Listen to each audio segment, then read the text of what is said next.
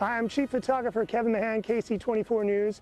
I'm usually behind the camera, and when I don't have the camera on my shoulder, I'm usually on my bike. So management thought, who better than to tell you about cycling for the Olympics than a crazy cycling nut like myself? Now, when people think of cycling in the Olympics, they think of track or road, which is using bikes like these, but there's more to it than that. I'll tell you more in this edition of Olympics 101, Cycling. Olympic cycling consists of 4 different disciplines: road cycling, track, mountain bike, and BMX.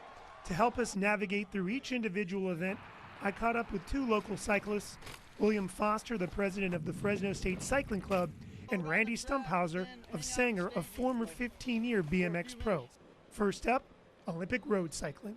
Road cycling, you have 2 separate events. You have the individual time trial, which is just one person versus the road. And then on the road course, you can have some team tactics and that kind of thing. The road race will feature many of the world's top pros fresh off the grueling Tour de France. Next, we enter the velodrome and track cycling, showcasing some of the fastest cyclists in the world. Track action is nothing short of fast and furious. Probably a mix between, track and field and maybe NASCAR. They're going so fast around those steep bank corners, and to be going over those at 40 plus miles an hour, elbow to elbow, tire to tire, it's going to be exciting.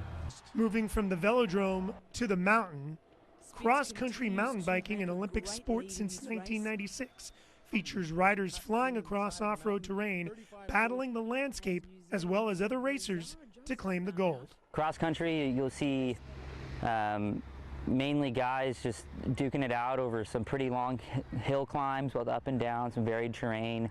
Nothing too technical to go over some roots and some rocks and stuff, but it's primarily an endurance sport where they'll be going up and down mountains and through some pretty varied terrain.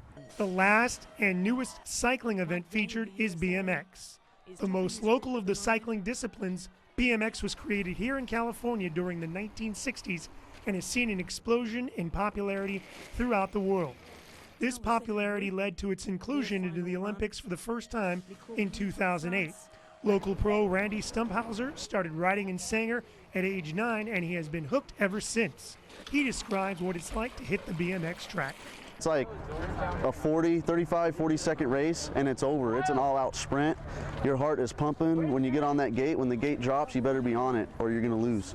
And so it's going around, jumping jumps, going high speed as fast as you can, and when you're done, your legs are on fire. Americans have the potential to sweep the medal podium in 2012, having won a total of 3 of the 6 men's and women's medals awarded in Beijing in 2008. Over the course of 3 weeks in August, cyclists will hop in the saddle and try to pedal their way to medal in London 2012.